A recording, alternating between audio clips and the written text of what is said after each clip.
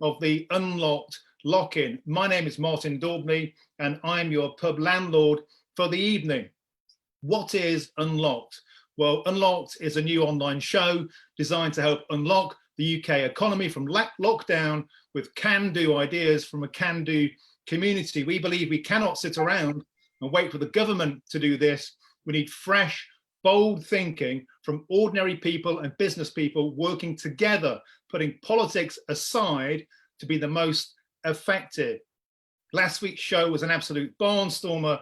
We spoke with Emma McLaughlin from the Pubs and the British Beer and Pubs Association.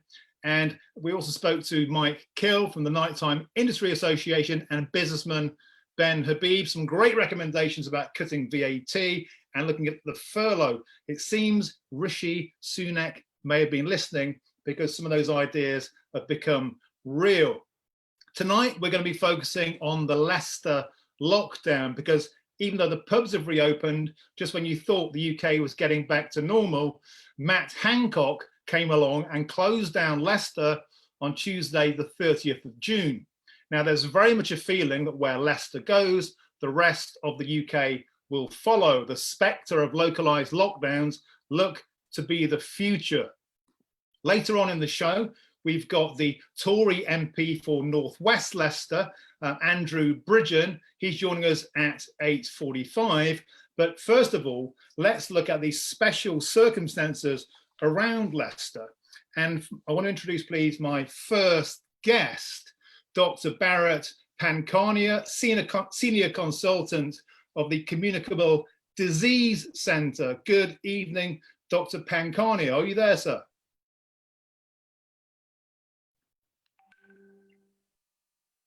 Hello, Dr. Pankania. He's not there. He's not there. Right, let's move on to somebody who is there. Do we have Mick Chima? Is Mick Chima there? Yes, I am. Hello, sir. Good. So the reason I'd like to talk to you, Mick, is that Leicester has become a political football. In fact, tonight we reached out to a multitude of Labour councillors, and Andrew Bridgen is joining us in a bit. But the buck seems to be being passed around who is responsible. And one of the big stories of the last week has been around the so-called sweatshops in inner city Leicester, the illegal modern day slavery. It's been an investigation in the Sunday Times. This is an old story, of course. The dispatchers have been there before. Now we speak to Mick tonight. You are the owner of Basic Premier, a leading garment manufacturer in the city of Leicester, dedicated to encouraging made in Britain. You make over 100,000 garments a year, and you're one of the good guys, aren't you, Mick? You follow the rules, you play the game. So I want to ask you, how many of Leicester's garment factories do you estimate are being ran illegally? Well, basically, I think quite a few are actually operating unethically. I think that's the word to use, unethically. They don't follow the rules that the rest of us guys have to follow. They play by a system that basically is outside the law. And so when this COVID situation occurred, when the original lockdown happened, because they're so used to breaking the law already, and they don't play by the rules, so they weren't really going to play by the rules again, were they? They're still going to continue to operate the way they do, unethically. But on top of that, with social distancing and having to put risk assessments in place for COVID, I don't think that was really going to be at the forefront of their thinking. Okay, so can you tell us a bit about the wages, the conditions that these people are working under, please? Okay, the wages. So you mentioned dispatches. Actually, so many years ago, actually put this into the forefront that wages were like £3.50 an hour back in those days. There's been various other whistleblowers as well that have actually put the light, shone the light on actually. This issue of low wages being paid. So things have not changed. It's still the same. you know, at the end of the day, I think the scale is quite bad. I think there's a large amount of manufacturers actually paying low wages to their workers. So why has it continued to happen? That's why the big hasn't question. anyone Why are these places still open? And you've got to be annoyed because they're completely undercutting you, right? Yeah, it's not a level playing field. You know, at the end of the day, they're producing garments, you know, cheaper than I can produce them because they're paying low wages. And why is it been allowed to happen? Why hasn't anybody done anything? I understand the situation with COVID has put a spotlight onto it, right? You know, the situation with COVID is one thing, working in a safe environment where there's no risk assessments being done, there's no social distancing, etc. But this is a crash waiting to happen when you've got those kind of operators continuing to break the law and getting away with it. And but the question is, why hasn't anything been done before this? It's great now, people are talking about it. You know, firefighting is one thing, you know, putting out the fire, but you've got to look at the cause of the fire in the first place. And that's the issue we've got to look at. You know, COVID will come and go, but, you know, this issue has got to be looked at because people are taking, I think, British law for granted. It's you know, in Leicester, I call it a country within a country, you know, where UK law doesn't apply to people down here, right? You know, they follow a different way of doing things. So when people are paid low wages, you know, they should be actually shouting out and protesting and saying, no, we want to get paid the correct wages. Why aren't they protesting? You know, that's yeah. In terms of the clampdown that just doesn't seem to have happened. I mean, this is a real political football. You know, the Tory government seems to be blaming the local Labour councillors. And we'll come on to the union guy in a minute. The unions seem powerless, trading standards. I mean, who should be sorting this out and why aren't they? Well, at the end of the day, the HMRC, the border agency, the health and safety executive, the GLA, a whole host of departments should be sorting this issue out, and it should have been sorted out a long time ago. You know, why has it not been sorted out? And it should be sorted. And now what it is, my worry is now that everybody's on the bandwagon now, but once the lockdown is over, i.e., you know, the local lockdown is over, you know, this won't be an issue, and it will just be the same as it has been before when Dispatches brought it to the attention. Even before Dispatches, the Leicester University done a project with the ETI, the Ethical Trading Initiative, and the headline news in 2014 in the Leicester Mercury was £3 an hour being paid to a majority of workers in Leicester in the textile. Can we talk, Mick, now? Let's talk a little bit about, you've come up with some original solutions, haven't you, to help you work during social distancing. Can you tell us a little bit about those so other people listening in might get some information from you? Yeah, I mean, the government gives you a guideline that, you know, we've got to stay 2 meters apart, you know, stick to your social circle, don't, you know, be careful of introducing anybody else into your social circle. Now, what we've done at Basic Premier, we've looked at our business and our staff, and we've basically said that we are one family, we're one social circle, we're one bubble. And so when the workers go home, the people they're staying with, their family members, they've not really introduced anybody new into the circle. So, and all our staff are playing by the rules. Actually, they're actually not, you know, going out there and you know, abusing the system. And because of that, we feel that we're okay. You know, within the workplace, you know, we feel quite safe. It's like home from home, and we're quite strict about bringing people into the workplace. We don't allow anybody in. You know, any fabrics that arrive, we leave them in our loading area, you know, so we don't touch them for over 48 hours. Any parcels, we don't touch them for 48 hours. Efficiency, whereas before, you mentioned that, you know, I mentioned that it's not a level playing field. We have to be competitive because we're competing against all these dot factories operating unethically. So basically, efficiencies was the name of the game, but because we're maintaining social distancing, even within the production line, you know, you can't operate the way you used to operate. So basically, where as work moves down the line of production and you're taking your standard minutes, your times, you can't operate in that manner. You know, you've got to leave the work in certain locations and operate onto that after 24 hours. Okay, well, look, it's great to talk to one of the good guys. You know, thank you for keeping the game clean. I hope we can get a resolution. We are now joined by Dr. Barrett Pancarnia, Senior Consultant of the Communicable Disease Centre. Dr. Pancarnia, you've been a beacon of common sense throughout this. You've also been hand cooking food and delivering it to needy locals. So you come in with saint-like status. Now, we're focusing on Leicester here. Andrew Bridgen, the MP, seems to blame the local councils. They blame central government. But who or what do you think is responsible for the second lockdown in Leicester? May I say, I also come from Leicester, and I'm very grateful that you've invited me here.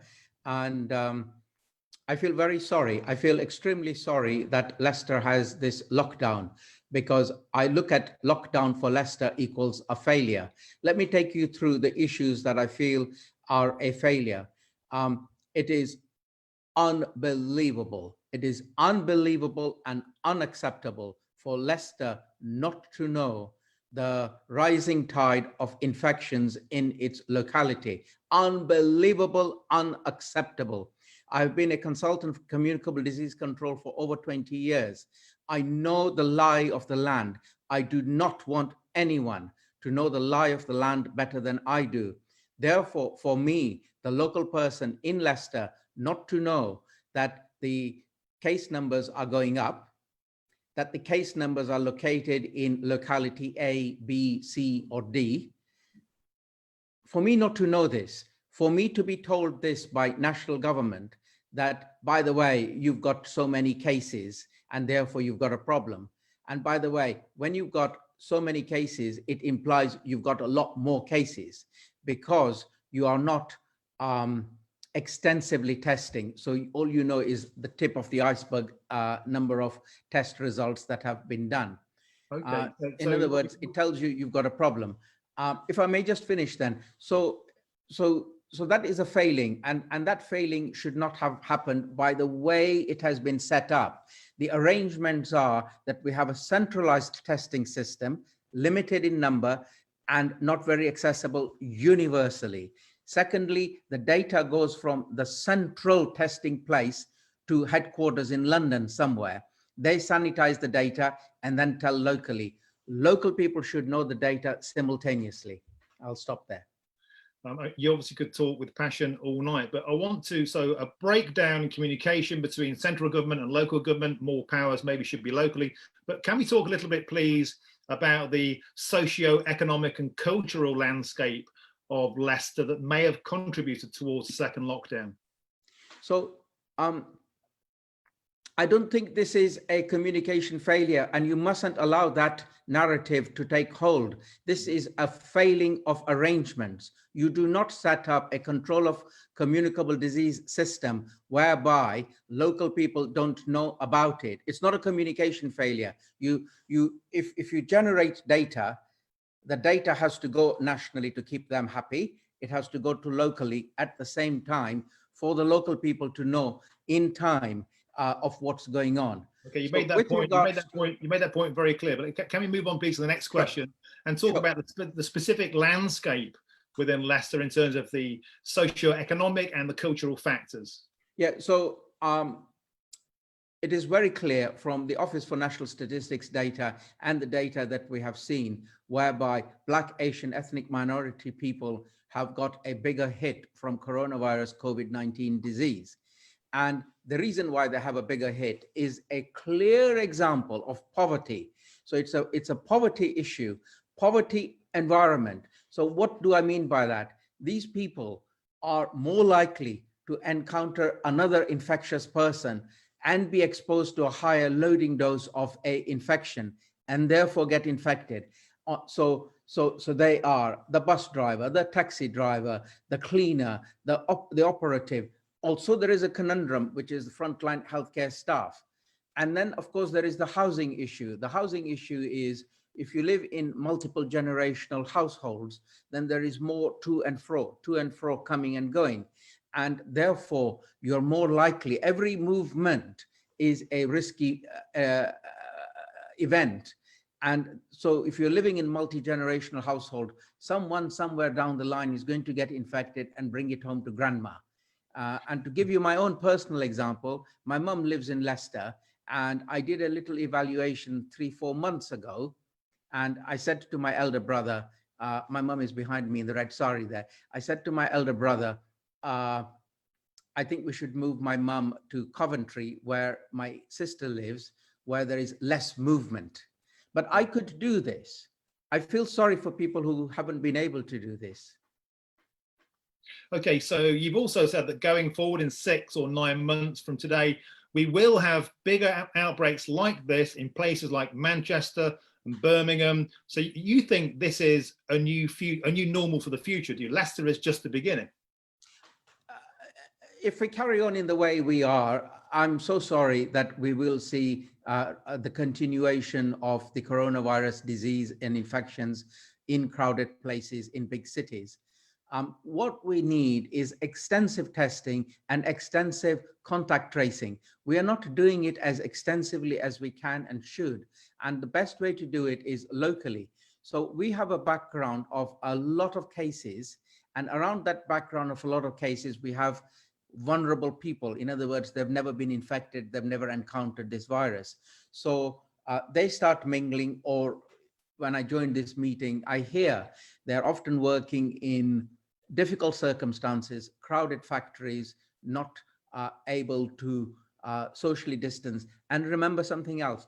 2 days ago, the WHO said something very, very important, which is there may be an element of aerosol spread in confined places as well. So we have a lot of evidence gathering there that this is going to affect workplaces, factories, crowds, poverty, where we will get more cases. So you're a fan of, well, not a fan, but you think the lockdown in Leicester was necessary. I want to put something else to you now, if I can, Dr. Pankonia, and that is this. If we can look at the data and be subjective, purely subjective, we can see great discrepancies across Leicester. For example, places like North Evington, Belgrave, Stonygate, these are areas where infections have been concentrated. Is there any merit in, rather than closing down an entire city, we could actually just isolate wards? What do you think about that? Absolutely right, sir. I'm not a fan of locking down Leicester, and I say it again. I'm sorry that Leicester is in lockdown because it reflects a failure. If we had good surveillance systems which would identify, as you've correctly done, where the wards are with the problems early, then you step in there and you shut those down. In fact, what I would be doing as the consultant in charge in Leicester, if I were there, is sending, I wouldn't even send there. I would be talking to my environmental health officers and others who would tell me what happens in North Evington, or what happens in Belgrave, or what happens in Melton or Syston or Thurmaston. And I would know. Do you think though, Dr. Pankonia, how would that look? What would the optics of that look like in the media? I mean, if you were literally creating ghettos around wards, around neighborhoods, how would you monitor that? How would you police that? What are you talking about, barbed wire around communities? No, sir, no, not at all. Early action and working with the community, and who can work with the community? The local experts. So if I were there, and I, the local expert, would be talking to people in, for example, Evington, and saying, we have a problem. So it would be an outbreak control meeting with all the experts, as well as locals, representative of the North Evington, Spinney Hill, whatever road that you wish to say, okay?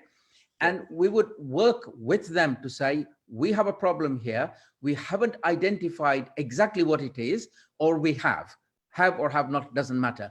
And we need you to be working with us to operate and observe a lockdown whilst we reduce the number of cases. And you can work with people. I have worked with people in Bristol, where I have been a consultant for over 20 years. I did exactly that with the Somali population, where we had an outbreak of measles. I went and talked to them and took them with me. So it's none of this barbed wire and none of this hard stuff.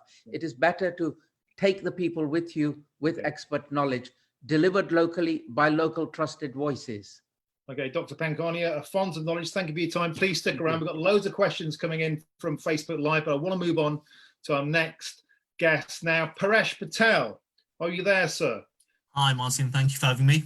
No worries, mate. So you're the union rep for the East Midlands branch of Unite. Is that right? Yeah, that's correct. Yes. Okay. So what do you think? Because look, here's the thing. Everybody is blaming each other. This is the hot potato. Nobody wants to take responsibility of it. Where do the unions fit into this? Bearing in mind that if we're talking often about illegal workplaces, that the black economy, how do you even begin to unionize that? And where do you guys come in? That's difficult. Difficult to organise the black market and certainly the black labour market in essence. And I think the problem we've got, coming back to the first sort of question, the real issue is that both government, national government and local government are to blame for this. That's where I'd sort of laid the blame at both their doorsteps.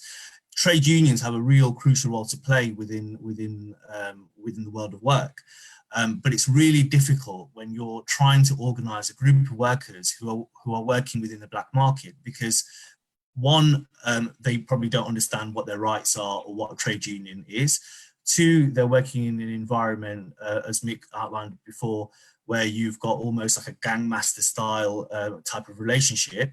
And three, in the event that they do raise their head above the parapet, what you tend to then find is that those that do will be let go and dismissed. And so people who are heavily reliant on income through that way or through that world of work are just too scared and fearful of raising it and organising themselves as you would in any other industries. And as a union, what's your opinion of employers such as Boohoo.com, who have been at the heart of this story, been very heavily criticised for taking garments made in these illegal factories? What's your take on companies like that? Well, I think it's short-sightedness on their part. That they've clearly failed in their due diligence when they're sort of like contracting this type of work out and making sure that that they're adhering to minimum standards, and clearly in this case that they weren't. So they've got nobody else to blame but themselves. I mean, the issue here is that there needs to be a collective response to this. The local authority needs to take some ownership in this and work collaboratively together with national government and vice versa. You need to talk about the HMRC, HSE, GLA as what's been mentioned before, and that coordinated response for the long term will help set a minimum set of standards that will underpin any sort of work that goes into Leicester, in terms within the textiles industry. Because if everyone's playing on the same level playing field as Mick outlined earlier on in what he said, then actually, workers will see the benefit of that, and actually you're not pitting one employer off against another or one worker off against another. I've got a couple of questions come from Facebook Live here from punters. If I can fire a couple of those at you, please. Stephen Gander wants to know, are those getting low wages being topped up by benefits or income support, which gives them a decent amount each month? Well, probably not, because if we're talking about the black market, then they're not on anyone's books. And in order for them to gain benefits, they need to demonstrate a certain type of universal credit and whatnot, that they're in work and they're entitled to in-work benefits as such. So, I think, we're sort of getting into this whole dog whistle politics, where actually we're sort of moving towards blaming the individuals who work within those or find themselves working in those types of industries, and automatically assuming that, well, actually they're all benefit claimants and benefit cheats. That's not the case. These people are. I don't think it's fair to say dog whistle politics. If we quite clearly have a situation where illegal modern slavery has been exposed at the heart of labour, and nobody seems to want to take responsibility for it. No, I mean, look, the issue here is there are always going to be, unfortunately, not just within the textile industry, but across a wide range of sectors up and down the East Midlands and beyond, that people will find themselves working here illegally. But that is a minority in comparison to the reality of what probably exists. The majority of people working within this industry in Leicester I would presume, are not illegal immigrants. I think to suggest otherwise, you're sort of labeling a group of people that perhaps isn't necessarily the case. Now, that's not to say that the minority of them won't be, but I sort of beg to differ that that's the case for the vast majority of people. The issue here is about vulnerability, and that people find themselves working for these types of employers in order to get by, and because they're reliant on it economically. And that's, you know, at the end of the day, when you talk about a spike in coronavirus within the city and people are expected to go and work in those types of conditions, you can't rule in or you can't rule out whether actually there's some correlation to that. So I think it's a very complex issue. I don't think we need to sort of scapegoat it with people claiming benefits and so forth. The problem is unscrupulous employers that are exploiting individuals, and that's what needs to be dealt with and tackled. That's a great point. Thank you. Okay, I'd like to move on now, please, to our next guest. I spoke to this guy yesterday, and he certainly seems like a soothsayer in Leicester. Are you there, Dharmesh Lakhani? Are you there, Dharmesh? Here we go.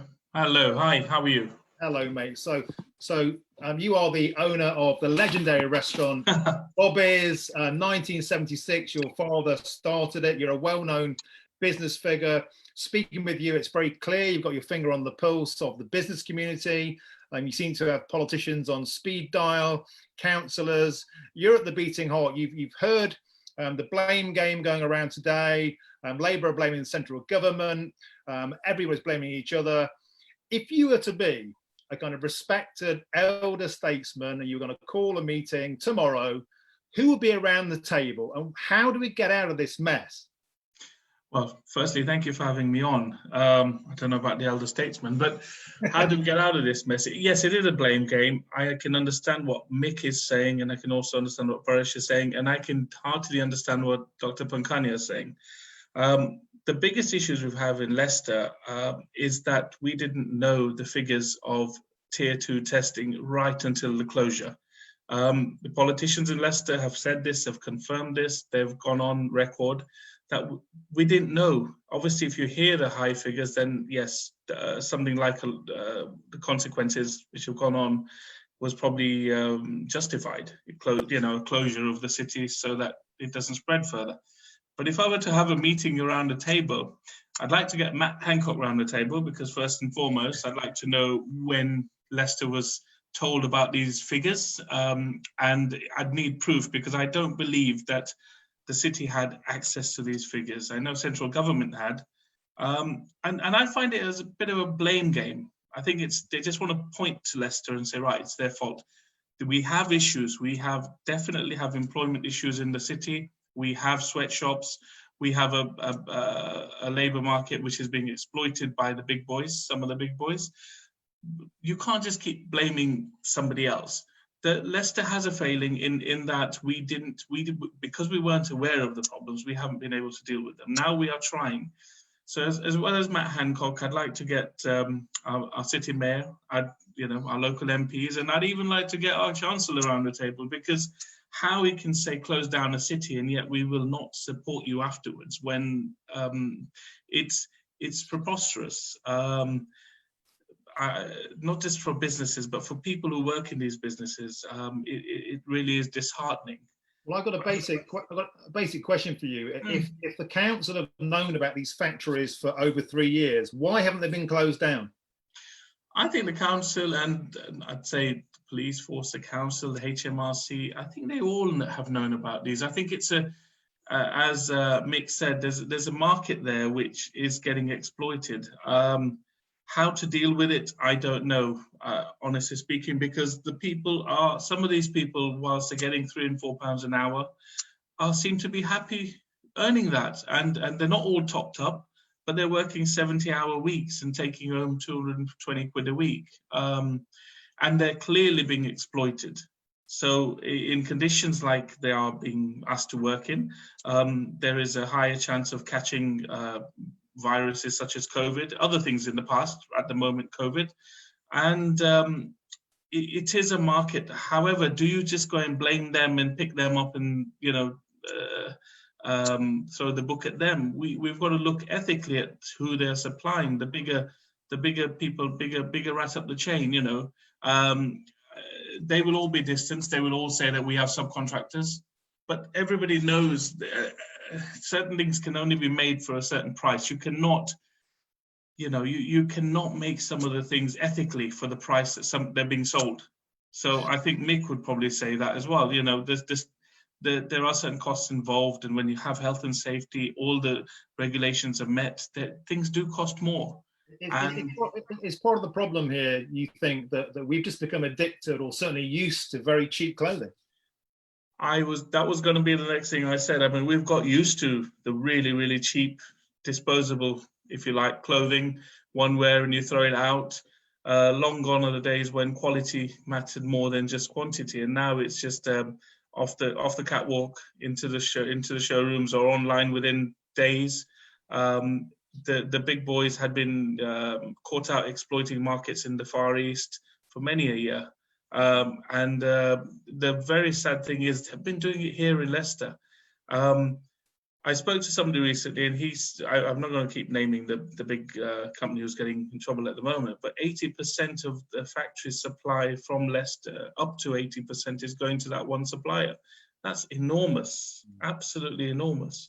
So yes, Dharmesh, I have a question from Pete now on Facebook. He says this: if we say that everyone is to blame, then really we're saying that no one is to blame, and then everyone gets let off the hook, and the problem will persist for the next 10 years. What do you say to that? I think what is said there is it's right in a way that everybody's at fault in a way, but the authorities are the ones who are responsible, who need to act now. They need to try and stop this. As we speak today, I know there have been more raids on factories in Leicester, and long may they continue, because these practices have to be stopped. But let's not just punish the person on the ground. Let's see where it goes to. Let's have some real punishment. Let's not just slap on the wrist for these bigwigs and people making extortionate amounts of money. That's a great position to end there. Thank you for your time. Thank you. If you don't mind now, I'm going to quickly move on to another topic, unlocking pubs, before we introduce Andrew Bridgen, the MP. And so if any of you guys from the Leicester debate want to stick around to hear the circus, please do. So let's move on without any further ado to our next guest. I'm delighted to welcome Hugh Osmond. You there, Hugh? Yep. Yeah, I've seen you patiently and merrily and happily drinking away in the background. The founder of... Yeah, if you'd gone any longer, I wouldn't have been able to join you. Sorry, mate. It's a great conversation. The founder of Punch Taverns, of course, been very vocal about how damaging the lockdown has been. And I want to talk to you about two things. First of all, what's been your response to Rishi Sunak's budget in your sector, particularly the cutting of VAT, something that us at Unlocked are very happy about, and also the Eat Out to Help Out vouchers? How supportive of the pub industry has the budget been yesterday? Well, I think it's very good news, and I think it means he's kind of understood the problems that we've got, and I think that's the biggest single message that he's saying, that I get that you guys are in pain, and he's trying to do something about it. So I think the VAT thing it's really good, and it's clever because it's relatively easy to do. It gets straight to the heart of the matter. It gives people the choice. They can lower prices to stimulate demand, and or they can use some of the extra margin to kind of rebuild their finances, after all the difficulty that we've had. I think the voucher scheme, a lot of people have poo-pooed that, but I think it just sends a signal of, get out there and do it. And if it helps, even if the only thing it achieves is that a few more people have a good time going out, for half price, I think it's fantastic. So, it may in a way be a gimmick, but I think it's a good gimmick because it sends the right signal. What we want is, get back out there, get drinking, get eating, go out, enjoy yourself, be human beings. So I think that's all good news. Obviously for a lot of, smaller pubs, and particularly, the so-called wet-led pubs, it's disappointing that the VAT doesn't apply to alcohol. I think the government have got, both, whichever government was in, they have a bit of a political issue these days with subsidising alcohol, in these days of health and whatever. I think that's a bit of a shame, but I suppose I understand that. Hopefully they are still listening and they will do something else for pubs. And we've still got this rent issue going on. But generally, I think it was good news. It showed it was a real step in the right direction. I think it was a good message to the public, good message to. Right. So let's now focus, if we can, on Super Saturday, which I felt the media wanted to fail. They wanted it, I think, to be an apocalypse of A&Es, full to the gills. They almost were talking this to be bad. As it turns out, what, 4 pubs out of 54,000 that opened have had some issues. I would say, would you agree that that's been a great success? Yeah, it was really good. I mean, we opened 3 big places. We didn't see any trouble. We were operating as close to normal as we thought we possibly could without risking being shut down. So, you know, we didn't really have masks or obvious signs of that it wasn't operating as normal. People were generally incredibly well behaved. I mean, they were just sensible. You know, we didn't need to say, you know, step apart, whatever. They let people go past. Probably at a greater distance they would have done pre-lockdown, you know, in a busy pub. There wasn't too much barging at the bar, which was great, but we didn't have to tell them that. It was just fantastic. And they were so happy, the people that we had, they were so happy. And, you know, our staff were so happy to be back, just interacting with people. They were like, you know, this is fantastic. They were slightly disappointed they couldn't serve at the bar, but it was brilliant. I'm sure you're right that the media were looking, you know, for some issues to occur. They'd have loved it if there'd been riots on the streets and a few Ben Stokes incidents, you know, here and there. But they didn't really get any of that. And of course, it's kind of obvious because although, you know, pubs are a great place to go, it's quite a regulated industry. You know, we have licensing, we have health and safety, we have all this nonsense that we have to deal with every day compared to how pubs used to be. So actually, people being allowed into pubs and restaurants is a hell of a lot less likely to cause trouble than when the pubs weren't open. And, you know, the teenagers and young people were just going to illegal raves and doing that stuff. So yeah, it's unsurprising it was less trouble. Got a question here from Rachel Warby. Says she thinks that the fear factor peddled by the media is stopping people going to the pubs and it should be reined in. Do you agree with that? And also, I want to ask you particularly, I know you've spoken very passionately about how you feel the lockdown, in particular the bar staff, young people have been very, very hard hit by the lockdown, haven't they? Yes, look, I think the, you know, fear mongering has been absolutely massively overdone, as I've said many times. My hope is that all the people that are fearful and cowering stood in the closet, they will see their friends going out more and more to pubs. They will see their friends come home again and don't die hideously writhing in the street of the Black Death. They will realise that, in fact, you know, this is, as the chief medical officer said, for the vast majority of people, an incredibly mild disease. You know, it always has been, it always will be. It doesn't kill your average, you know, pub goer. It doesn't even give them more than a kind of mild dose of flu. And I just hope that people go, you know, they'll go out to restaurants, they'll go out to pubs. All the people that are still fearful will see that no harm is coming, and they will quietly just think, actually, I'd rather be at the pub than sheltering at home, and they will just crack on with it. So would it be fair to say that for the pub industry, so far, so good, the lockdown's been a success?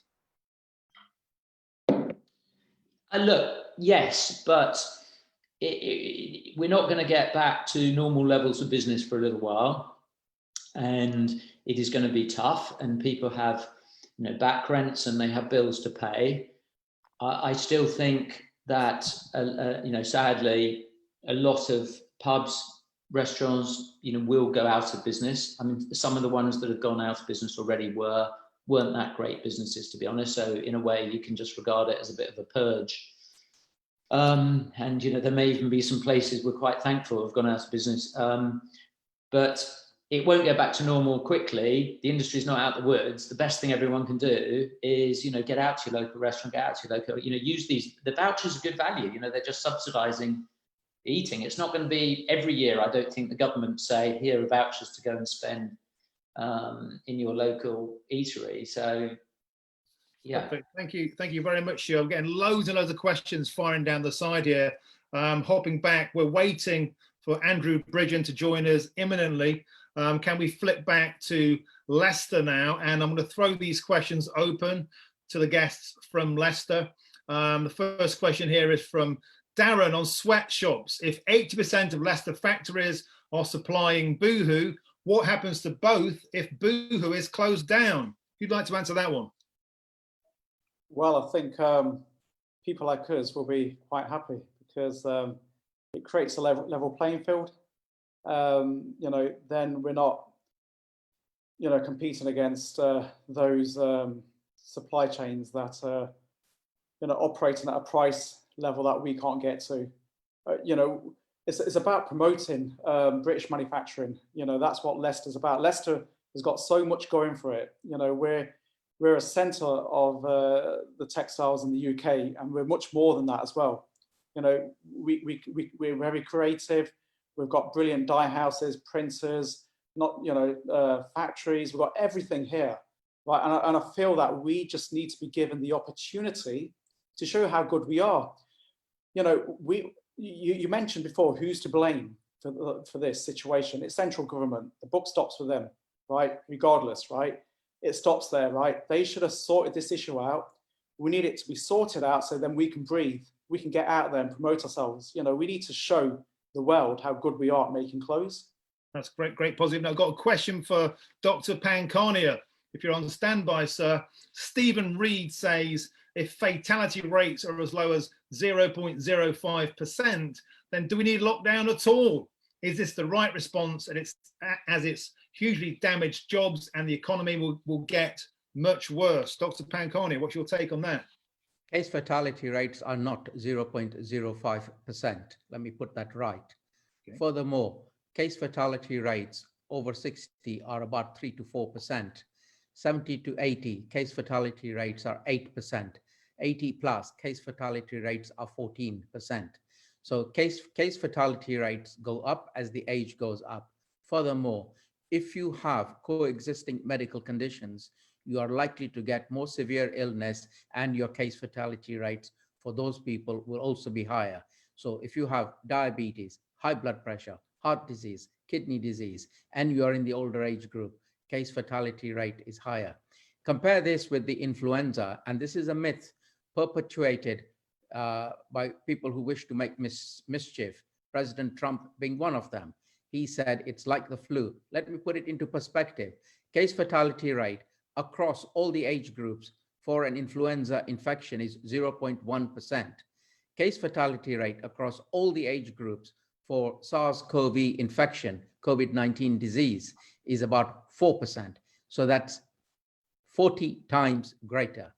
So of course, gentleman there, Hugh Osmond, said, and I don't disagree with Hugh, that younger people will get an infection and get better. I accept that.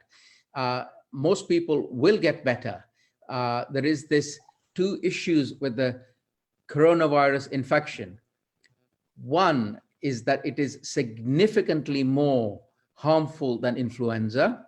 It targets the older people. And one more thing which we are concerned about is, could there be a coronavirus syndrome? In other words, you recover from your infection, but you're left with a syndrome with neurological, cardiological, renal, or other debilitating illnesses after you've recovered from your infection. We don't know very well about this, but there is evidence emerging that there may be, in some people, a syndrome. So momentarily interrupt and just say, Mr. Bridgen is on standby. I'm getting people on our panel tonight, and a lot of people on social media would like to ask Mr. Bridgen questions. I've been told that will be possible. So sharpen your pencils, pour yourself a fresh drink. It's all going to happen soon. So I've got another quick question. Let's stay on Leicester, and please thank you for your patience, Tommy, and our tattooists who are waiting patiently to move on here. But obviously we've had tech issues about getting hold of Andrew Bridgen. I think people want to hear what he's got to say. So here's a question. I'm going to throw this to our union man. Question: why didn't the Labour Council in Leicester act in closing down these factories all along? They knew that they were there. Stop passing the buck to central government. I think you're going to start asking the Labour Council. You know, we don't represent the Labour Council. That's for them. But ultimately, look, this is multifaceted. It's not a single approach in terms of dealing with it. If the council had the powers to be able to close factories down, then they would have closed them down. If they had the resources to close them down, then they would have closed them down. And the fact is that both central and local government on this issue haven't done what they should, you know, what they are expected to have done in a situation like this. So until you deal with the legislative framework, until you start resourcing your organizations like local government trading standards, health and safety executive, gangmasters licensing authority, HMRC, and so forth, this issue is just going to keep repeating itself and go full circle. So it has to be driven from central government. Absolutely, local government has to play its part within that, and actually other agencies have to play their part within that collaboratively. But unless you sort of deal with that legislative framework and that resource issue, this will just keep going on and on and on and on. Okay, and I have another question on the topic of Leicester, and that is from a resident of Leicester who says people in Leicester feel under house arrest and the need for extra support for their mental health is there. Are we severely lacking in provision for that? I mean, if people can't even leave their houses at all, how do they get help for their mental health? Would you like to answer that, please, Doctor? Sure. As I say, this is a failing, and there are lots of lessons to be learned from here. And listen, gentlemen, ladies, all of you, you are sitting here blaming the factories and this and this. You need to ask the one key question. Why did you not know early enough? You need to ask this, and I'm saying this, that this is a setup to fail issue, meaning your data is generated by a private firm that does the testing, and it sends the data centrally. Centrally, it's sanitized, and then they let you know pillar 2 information locally. That is a failure of setup, right? Don't lose the wood for the trees, right? You've got issues in your city. My former city, my parents still live there, but those are issues of the city. The outbreak is an issue of design failure. Now, let me answer the mental health question bit. Please, Leicester is a very diverse society. It's a diverse, happy city. It wasn't always diverse and happy. In the 1970s, when I was a student there, we used to get our regular beatings from the National Front, and they waited outside our school gates to give us a beating. So Leicester has come a long way. It is a lovely place now, and I would love to retire there too. Now, that's a fair point, but let's keep on point. Sure. Please, okay. That the thousands of workers we're talking about at the moment, they're not being oppressed by white people. They're being oppressed by their fellow Asian people. I never said that anyone was a... Sir, let me finish, please. I said Leicester is a happy place. I was referring to the 70s. Okay, so let me move forward, please. What I was getting at is, for a very diverse society and community, you need to bespoke their mental health issues, because what applies doesn't apply across the board in a very multicultural place. What I'm trying to get at is, there are Hindus, there are Muslims, there are Sikhs, there are Christians, there are so many religions and so many cultures. You need to be culturally sensitive when you're going to try and address mental health issues in those different cultures. That's all I can say, is be aware, be sensitive, and then address it that way. Okay, Dr. Tankani, I'm going to have to stop you there, because we do have in the house Andrew Bridgen has joined us. Thank you, Andrew. The Conservative MP for North West Leicester joins us now. Thanks for your time. So we've been having a merry old debate here, it has to be said, for the last 55 minutes. A lot of people have a lot to say, lots of factors behind the lockdown. I'd like to, if I could, lead on your work into modern day slavery in Leicester, inner city of Leicester, something that you decided to highlight in January of this year. And I wanted to ask you first, Mr. Bridgen, what it was that prompted you to start looking into that. Well, I actually was approached by whistleblowers from the city of Leicester, and my seat doesn't border Leicester. I'm the only seat in the county that doesn't have a border with the city. And the reason these people came to me is that they didn't have any faith in their local elected representatives to tackle an issue which they'd watched getting bigger and bigger and bigger year after year. And despite numerous reports and documentaries, dispatches programs, panorama exposing the problem, it was actually growing in Leicester, not being tackled.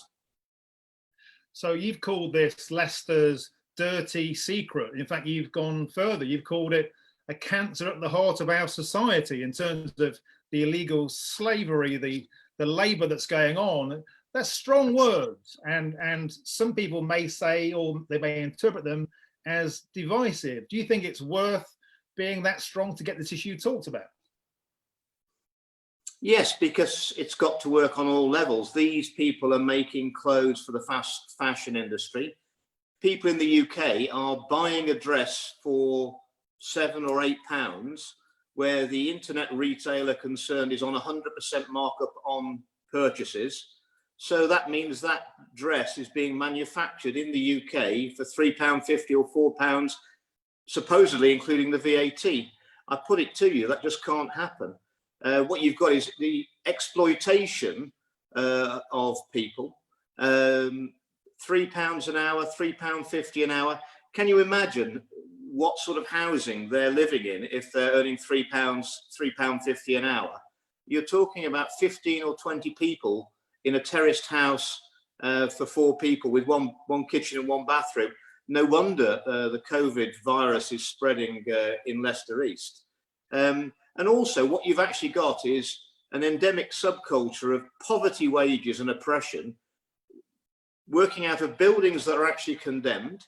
And in the real world, they wouldn't have any tenants in them. They'd be empty, they'd be demolished, and new buildings, new jobs, new development would be being produced in Leicester East.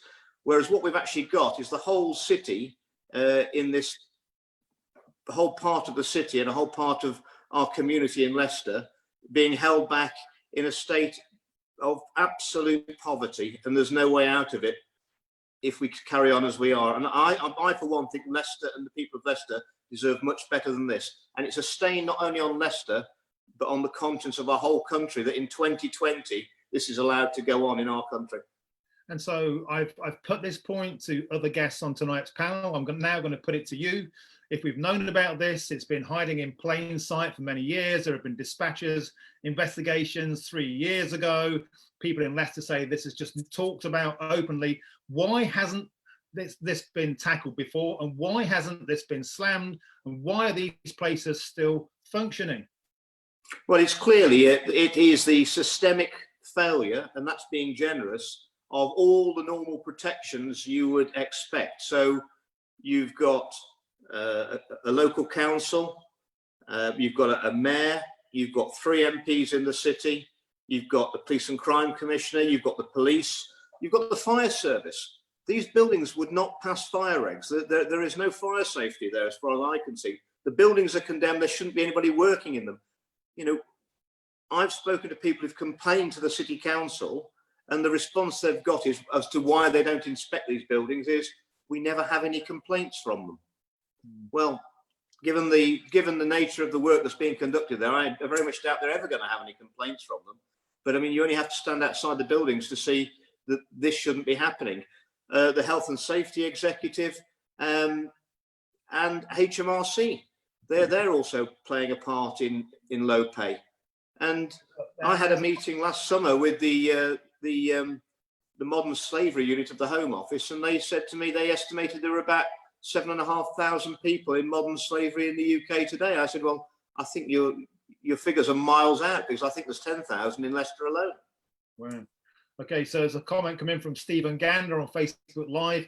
He lives in Leicester, and he says that this has been getting worse and worse and worse over the last 30 years, and nobody has acted. Is the problem that entrenched?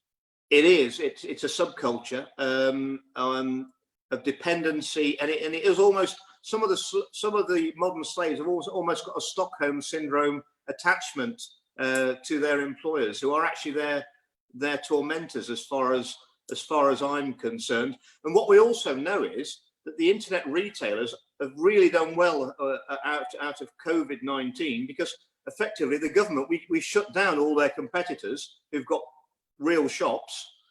So if you wanted to buy clothes, you really only had a choice of buying off the internet. And they have seen a 45% increase in their business. And that has forced these people in abject poverty to work round the clock to fulfill those orders, breaking the lockdown and spreading the virus. And that's why we've got this huge outbreak in Leicester. Andrew, it's okay with you, one of our panelists tonight, Dr. Barrett Pankania, he's a senior consultant of Communicable Disease Centre, would like to ask you a question. Would that be okay, sir? Yes, sure. Fire away. Thank you for the opportunity. I felt I had to ask. Poverty kills, and we know that poverty kills, and you've been talking about poverty being an issue in Leicester. I would also like to add that this was a deliberate government policy, your government's policy, to create austerity when none was needed. Over decades, the Conservative government has denuded local authorities of their powers to police their local areas properly. Will you now say something to central government to empower the local authorities to do the right thing, to have the trading standards, as Paresh Patel was saying, to have the facilities, the ability to do something, because poverty kills and austerity has killed a lot of people, which was absolutely unnecessary. And it was your government, sir. I'm very disappointed about it. I know you're not personally responsible. I hope you will take some seed from here and say so. Okay, let Mr. Bridgen reply. Well, you know, I understand that Leicester City Council, which is 54 councillors, I think it's 52 Labour, 1 independent and a Lib Dem. Labour is effectively a Labour fiefdom. It's 3 Labour MPs, Labour Mayor, Labour Police and Crime Commissioner. Leicester is a Labour fiefdom. The Labour City Council is saying they don't have the powers to shut these factories down, but they do have the power to report to central government that they're actually going on. And what we're actually seeing is a whole of Leicester East.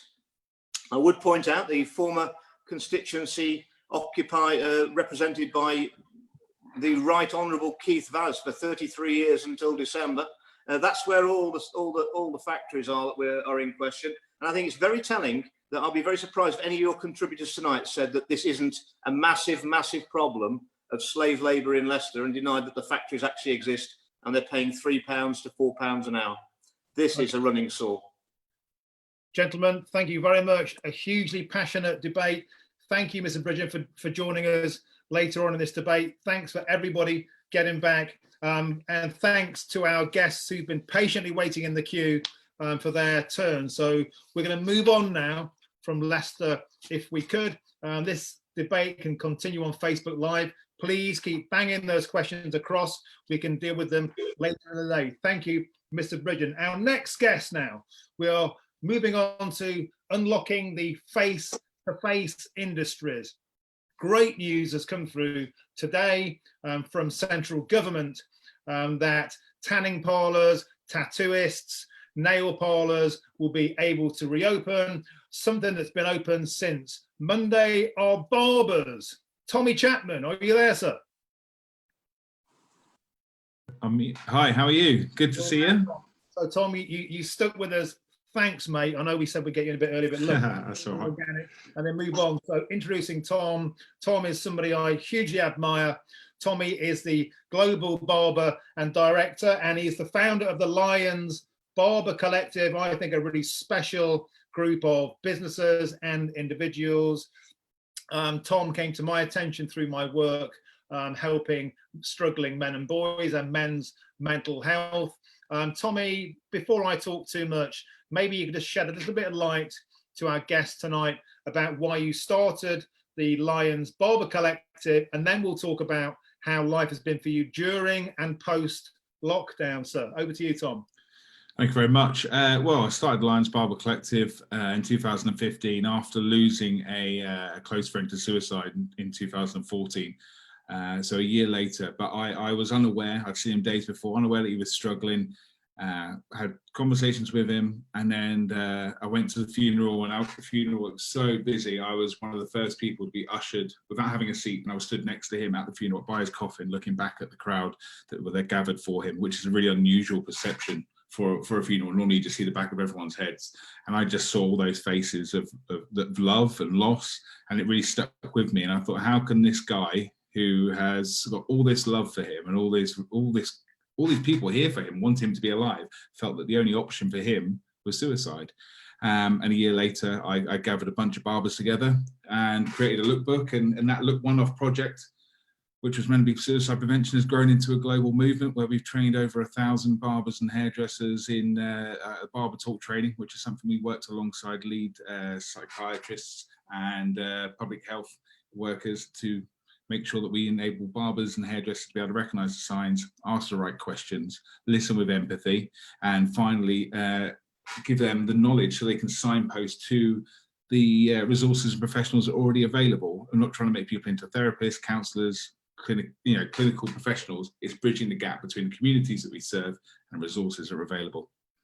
And as you know, Tommy, I think this is a beautiful and amazing thing, because you're on the front line. You interface, you have a lot of, I guess you call it intimate time with men, yeah. Who often find it easier to offload onto a stranger than they do perhaps their partner or their family or their friends, for fear of burdening them. So you've become, I think, a frontline service in men's mental health. I salute you for that. You've got friends in high places. Prince William is a big fan. He came along to meet you, right? That's correct. Yeah, he did. Yeah, we had a good meeting with him. We managed to get a recognition from Theresa May when she was Prime Minister, and it's grown from strength to strength. We've just been working with the NHS to deliver the Barber Talk online via Zoom like this, to try and prepare the hair industry for some of the conversations they're going to be having behind the chair, because they've been worried about PPE. They've been worried about all these nonsense suggestions that have been put out there saying that it's legislation about how we have to run our businesses now, and a lot of really bad reporting, really scaremongering people into buying these PPE. And that's something they've not worried about is themselves. They haven't worried about looking after their mental health. They haven't worried about looking after the client's mental health, or the conversation that every single client will have with their hairdresser or barber is, how was lockdown for you? How's Corona been? And it's affected everybody. It's the largest shared experience since the war. I mean, we haven't had anything like this. And I put my hand up. I've been affected by it. There were points during this lockdown where my mental health was affected. And I think if you haven't, then even if you've been shut down in quarantine or you've been out on the front line, there's been points. And I think us men have been very good at pretending. We've been socially trained to pretend everything is okay, because when we do open up and talk about it, the response we get is not a good one. People feel uncomfortable. People don't know how to react to it. As a barber and a hairdresser, tattooist, beauty therapist, we've got intimacy. We're touching people's, we've got human touch. License to touch is so rare now. We see people regularly. I see people every 2 weeks. That's more often than they see their GP. And then when they go and see their GP, it's a different person. So we have this amazing level of trust. I mean, you've got to trust me to cut your hair. You've got to trust a tattooist to put something on your skin that's going to be there for the rest of your life. And we need to take advantage of that trust, being on the front line. The network that we have in the hair industry is we are on every single high street, from the smallest hamlets to the biggest cities. It's accessible to everyone. It's affordable to everyone. Even if you're bald, you can go and have a shave. And there's no stigma or taboo about walking into a hairdresser's. If you walk into see a psychiatrist, there's probably already anxieties to think, are they going to diagnose me? Are they going to prescribe me? Am I going to be labelled? Am I going to be allowed to see my kids? Am I going to lose my job? Am I going to get signed off? That doesn't happen with a barbershop or hairdressers. We can walk in, we can support them, we can listen. We're not going to try and fix you, but we can perhaps give you the platform to open up and offload. So during the lockdown, I know there's been a lot of DIY disasters on the hair front. I've seen quite a few baldricks walking around. I've seen quite a few people with terrible patchy haircuts. But what's trade looking like now across your industry? I mean, certainly down the road from me, they were queuing around the block at 7 a.m. How's business, Tom? It's been incredible, to be honest with you. It's been really, really busy. All the ambassadors, all that, all the barbers and hairdressers that I know have been stacked out, and I think there was a lot of concerns about anxieties of going back into the hairdressers and barbers. But I mean, like you were saying with the pubs, I don't think there's been any trouble. Everyone's been responsible. People have been cleaning, sterilising in between, making everything as comfortable as possible. I've visited a few salons that have been doing our Barber Talk online training, and the response has been incredible. They needed it, and it's not just like I said, it's not just the haircuts. People want to see their hairdressers and barbers. I mean, for a lot of people, this is the first time in 3 or 4 months that they haven't seen that confidant, that friend, for 10, 20 years. There's people I've known for 20 years. I haven't seen them for the longest time ever. And they needed that connection, that conversation, just as much as they needed the haircut. Well, Tom, I'm going to have to move on there because time is against us. I could talk to you all night. Thanks for hanging on in there. And let's go seamlessly now to our 2 patiently waiting tattoo artists. We have waiting Lala Inky. And do we have Jack Applegate there? I know Jack was struggling with internet connections. You guys there? Hello. Okay, let's go to you. So look, great news. You can start tattooing again on Monday. Quite short notice though. Are you ready to return to work? And what's business looking like? So it's Monday for England, not for Wales. Okay. So I am still waiting. Patiently waiting though. I am in the middle of opening my own studio. So I'm not quite there yet, but I'm pretty confident that I'll be ready for when everyone else is ready. So Lala Inky, you've been a tattooist for 9 years. One thing that would strike me about all of this is that how come we can all go to the pub, we can all go to places like barber shops, but tattoo parlors, I mean, you guys are famed and you're trained in hygiene. I mean, PPE has been a part of your working practice for since whenever already. So do you think, is it unfair that you can't tattoo whereas pubs can serve pints? That's the thing, isn't it? Why do people drink? Do they do it to kind of celebrate events, toast special occasions, kind of like drown their sorrows as a kind of like therapy? Kind of tattooing is used very similarly for about 100 years, same as like pubs in the UK. It's kind of used as a way of like processing grief, kind of marking kind of where we are in our journey and things like that. And therapy is very much a kind of huge part of tattooing. So why were pubs able to reopen and tattoo shops weren't? When pubs, famously not that clean. And I work in a private studio, appointment only. I tattoo only 1 client per day. So since 2018, I had hospital grade features since for about 3 years. So I was kind of using PPE that wasn't really about until now, kind of like face masks, disposable aprons. I've been using those for years. So it's kind of like, why was tattooing kind of left to the wayside? I think it's because of the kind of tax revenue was a huge part of it as well. Yeah, I'm looking forward to be able to tattoo again. I've got a much bigger studio planned, and it's going to be kind of 3 to 4 clients per week. So I'm going to be doing a lot more cleaning in between appointments and kind of making sure that everything is clean, sterilized, over and above board what it already was before. Okay, so what did the lockdown look like for yourself and your friends in the tattoo industry? I mean, were you guys furloughed? Are you freelance? Are you private limited company directors, therefore you slipped through the net? I mean, what were the concerns and the challenges that faced your industry? I can't speak on behalf of anyone else, but I was heavily reliant on universal credit. I was actually diagnosed chronically ill just before lockdowns. I was diagnosed with fibromyalgia. I am autistic also, so this has been a huge strain on my mental health and on my routines and on kind of my self-care, which is the most important part of my life. So kind of for me, I really struggled. I'm sure other tattoo artists did as well. So it was kind of a big thing. I kind of had to figure out how to declare, you know, things on universal credit. I was under declaring, you know, for a couple of months, so I had to kind of like make do. I'm currently kind of in debt and digging myself out of that.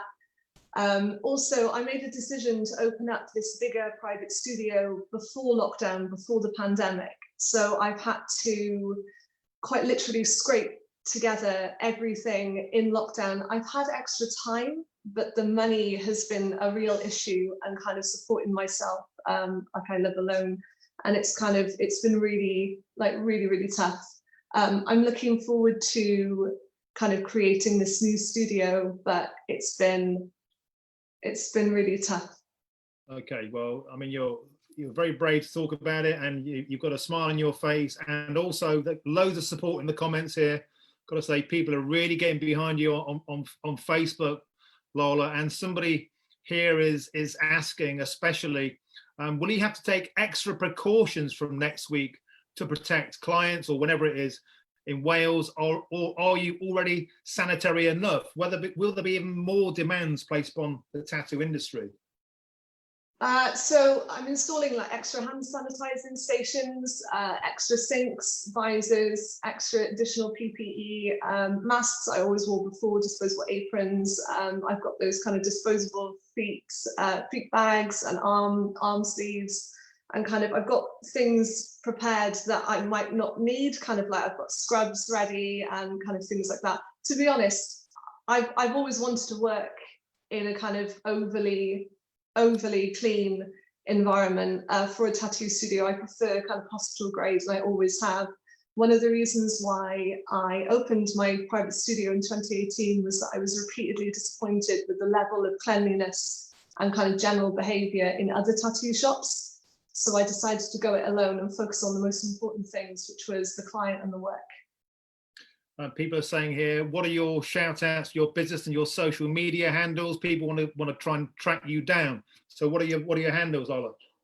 So you can give me a little Google. I'm Lala Inky, and I'm Lala_Inky on Instagram. And I work at my private studio, which is called Ebony Squid. And finally, are there any plans? Like, do you know what the roadmap is to reopening in Wales? Any timeline? Has that been laid out?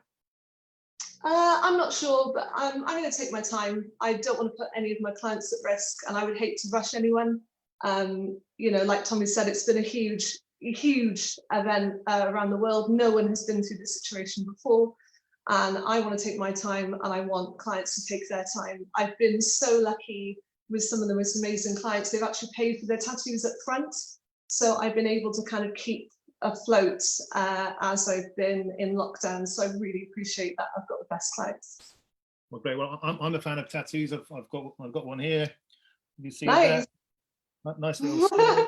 Yeah, I do like a bit of ink. I'm not your everyday boring politician. Look, loads of love on Facebook coming through. Lola Inky, thank you so much for being patient and holding on, and the best of British and the best of luck and all of our love to your business getting back on its feet, and we hope that you prosper after the lockdown. Thank you so much for your time tonight. Now, thank you. Pleasure. Now then, we like to end on a positive note here on Unlocked, and we've got one quick final pair of guests to squeeze in, even though we've ran over because of the delays. Getting Andrew Bridgen on, of course, people wanted to cross-examine him, and that wasn't that great. By the way, Doctor, well done. You got him between your teeth there. So we've got something up our sleeve here. Two inventors. I'd like to welcome Steve Jordan and Alan Meeks from Hyperlid. Now, you guys have come up with, I believe, a genuinely exciting piece of PPE. It's powered by you. It's, I think, the breakthrough of the century. It's an exciting thing. It could unlock airlines. It could have helped all of the industries with close human contact. Tell us what it is, and have you got it? Can we see it? You can. Can I speak while he's doing that? I guess I can. Well, that's quite a build-up. We've basically got a business like most that has lots of staff, and when lockdown happened, we were trying to find ways of getting back to work safely, buying PPE, etc. But unusually, my team is a group of creative engineers and designers, and we decided that we wanted to look at something that was going to be a bit more purposeful in the PPE that we were getting. As engineers, we need to interact with each other, we need to work closely together, etc. And that's very difficult with masks and visors and these types of things on. We need to be able to see each other's faces, we need to be able to talk to each other, but we do need to get quite close to each other. And that started us thinking about our own requirements, which has led to a product that we think can actually help the entire situation. It's designed, Alan will show you.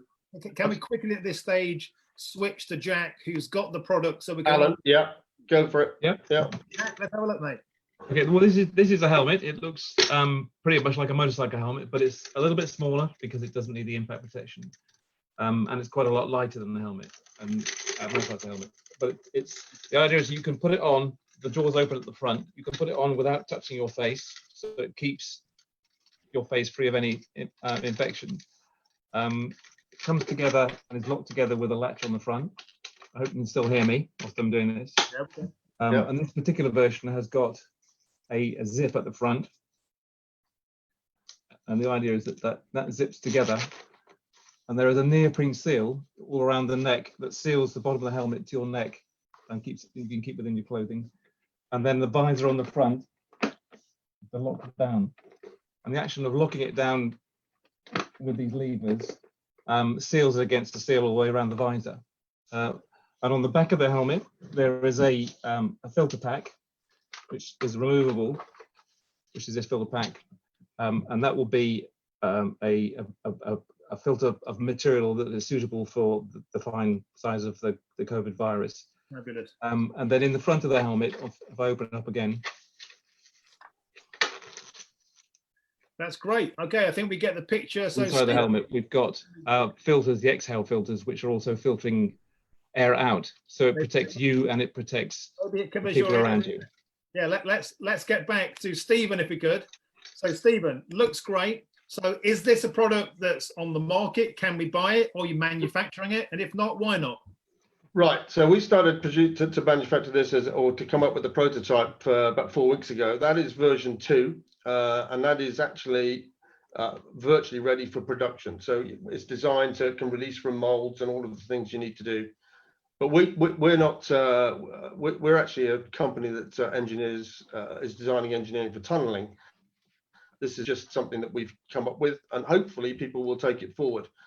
Unlike the sort of scenes you see at the moment with bar staff and cafe staff just wearing a visor, unfortunately, that's actually pretty ineffective. This would actually be very effective. They could be branded, co-branded, whatever you like. But a serving member of the staff could wear that all day, completely comfortably and completely safely. But it actually protects not only them, it protects the people that they're interacting with. So okay. It's a different.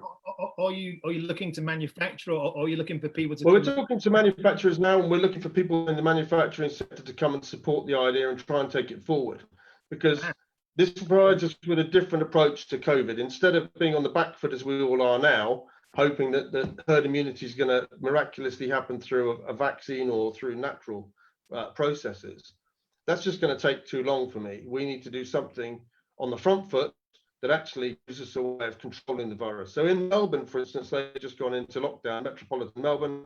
If this were already deployed, that wouldn't happen. It would just be that everybody went back to PPE, using this sort of ultra PPE, if you like. And that's very different. And that means that we can control not only this pandemic, but we can prevent future pandemics, which look likely. Well, this feels like an episode of The Dragon's Den. It feels like people want to get involved. People are saying on Facebook, it sounds fantastic. There's a question coming in. Have we got time for a question? Yes, we have. Dr. Pankania, a medical man that I know, wants to cross-examine you about your product. Fire away, Doc. Go for it. I don't want to cross-examine you, but I just wish to say one item, please. So we have, I'm with you on all counts. Only one issue, and I wish to either have an explanation or send you back to the drawing board, which is this. You are engineers, you know the Bernoulli principle better than I do, right? And I want some reassurances from you that the exhaled air does not come out at velocity from the exhaled point. Because if the exhaled air is coming out at velocity from that exhalation point, then you are actually propelling a plume further than it needs to go from normal Stephen, breath. Stephen, over to you, Right, Stephen. two things. It's so the area that the exhaled air and indeed the inhaled air come across are quite large, so that you don't have high velocities. But the air leaving the mask is also filtered, so it goes out through replaceable filters in those jaw pieces that you saw there. But any air leaving, unlike through a normal mask or around a mask or from a visor, it actually is already filtered. Got another question. Michelle Buxton on Facebook says it looks a bit hot to wear. Is it cool inside there? Well, Alan's worn it for over an hour, and the idea I would think is for probably if you're out in a hot environment, which is why we made it white, then it potentially would be warm to wear. But equally, what we've allowed for is where the filter is on the back, you could at extra cost attach a fan, a battery-powered fan unit, which is similar to the ones we have on our work PPE, that will actually drive air through the actual visor or through the whole helmet itself. But yeah, it's not ideal. We don't want to wear them. Hopefully, most of the time we won't have to wear them, but they're there if we need them. Well, look, I hope that anybody watching Unlock Now out there is filled with enthusiasm, wants to get in touch. Please do leave messages on the Facebook live feed. Then we can get you connected. We'll leave links in the social media feeds. We're going to have to wrap it up there, guys. We've overran by some time, but I hope you think it was worth it. We held out for Andrew Bridgen. I think that was definitely worthwhile. He certainly put the cat amongst the pigeons. It got a good cross-examination from Dr. Pankania, who also just did another cross-examination. Sir, if you hadn't been a great doctor, you'd make a great barrister. It's been a great night tonight, gentlemen and ladies. I wish you all luck. Thanks for tuning in. We like to keep it positive here at Unlocked. Please get involved. Send your comments, send your thoughts, and we'll be back after a week's break with great more guests, loads of topics. Let's keep it positive and let's unlock the economy. Thank you and good night. Thank you. Yes.